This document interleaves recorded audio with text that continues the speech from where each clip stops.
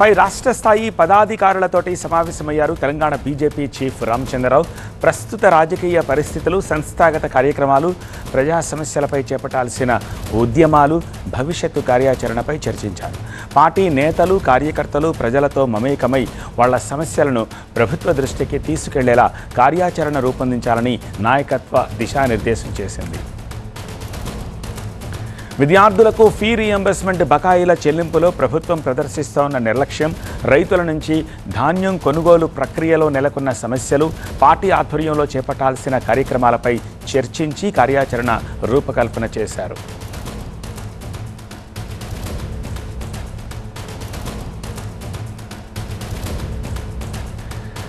మరింత సమాచారం మా ప్రతినిధి విద్యాసాగర్ అందిస్తారు. సో ఏం కార్యాచరణ రూపొందించారు విద్యాసాగర్?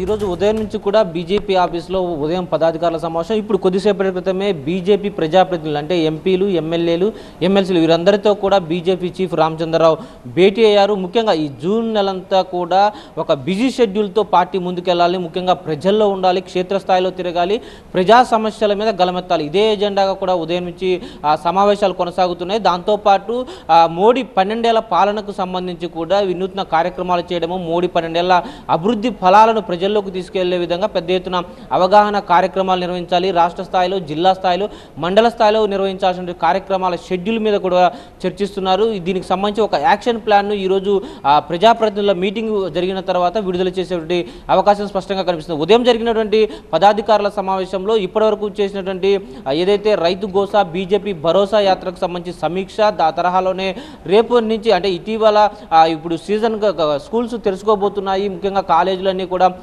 విద్యార్థులంతా కూడా కాలేజీలో బాట పట్టబోతున్నారు కాబట్టి ఫీజు రియంబర్స్మెంట్కి సంబంధించినటువంటి సమస్యను కూడా ప్రజల్లోకి తీసుకెళ్లాలి. ఫీజు రియంబర్స్మెంట్ బకాయిలు పేరుకుపోవడంతో విద్యార్థులకు కాలేజీలో సీట్లు కావచ్చు, సర్టిఫికేట్లు కావచ్చు ఇచ్చేటువంటి పరిస్థితి లేదు. దీని మీద కూడా పెద్ద ఎత్తున పోరుబాట పట్టాలని కూడా ఇప్పటికే నిర్ణయించారు. దానికి సంబంధించి రేపు బీజేవైఎం ఆధ్వర్యంలో ఒక నిరసన కార్యక్రమం కూడా చేయబోతున్నారు. ఆ తర్వాత ప్రజాప్రతినిధులంతా కూడా క్షేత్రస్థాయిలో ఈ ఫీజు రియంబర్స్మెంట్కి సంబంధించి పెద్ద ఎత్తున ఉద్యమం చేయాలని నిర్ణయించారు. అదేవిధంగా ఇటీవల ప్రజాప్రతినిధులంతా కూడా ఐక్యంగా ముందుకెళ్తే ఎలాంటి ఫలితాలు ఉంటాయి, పార్టీకి ఎలాంటి మైలేజ్ వస్తుంది, ముఖ్యంగా ప్రజల్లో బీజేపీని బలంగా తీసుకెళ్లాలంటే ఒక ఆయుధంగా వాడుకోవచ్చు.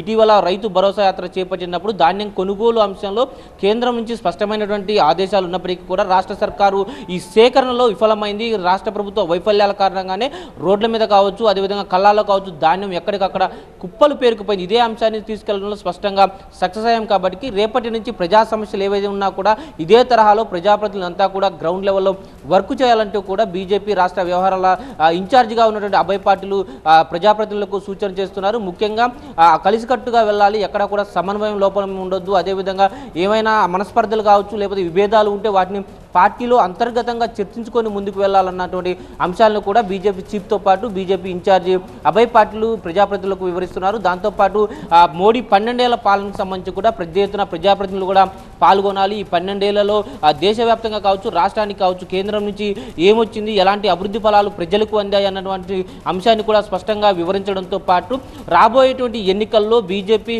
అధికారంలోకి రావాలంటే ఏ విధమైన పునాది వేయాలో అది పనిచే స్టార్ట్ చేయాలి. ఇటీవల మోడీ వచ్చి వెళ్ళిన తర్వాత కొంత బీజేపీ పార్టీ పుంజుకుంటుంది. దానికి తగ్గట్టుగానే కాంగ్రెస్ ప్రభుత్వ వైఫల్యాలను ఇంకాస్త ప్రజల్లోకి బలంగా తీసుకెళ్లగలిగితే డెఫినెట్గా బీజేపీకి ఒక అవకాశం ఇస్తారు.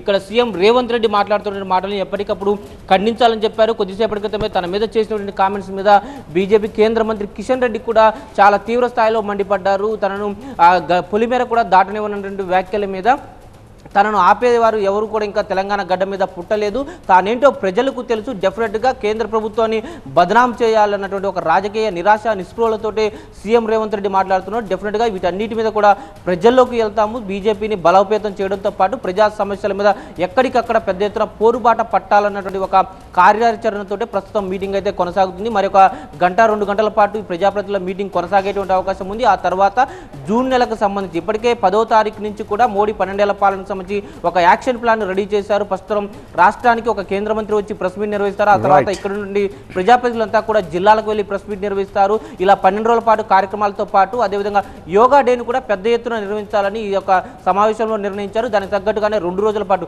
జూన్ 20, 21 2 రోజుల పాటు కూడా యోగా డే ఉత్సవాలు కూడా ఘనంగా నిర్వహించేందుకు ఒక యాక్షన్ ప్లాన్ అయితే తయారు చేస్తున్నారు. సత్య. రైట్ విద్యాసాగర్.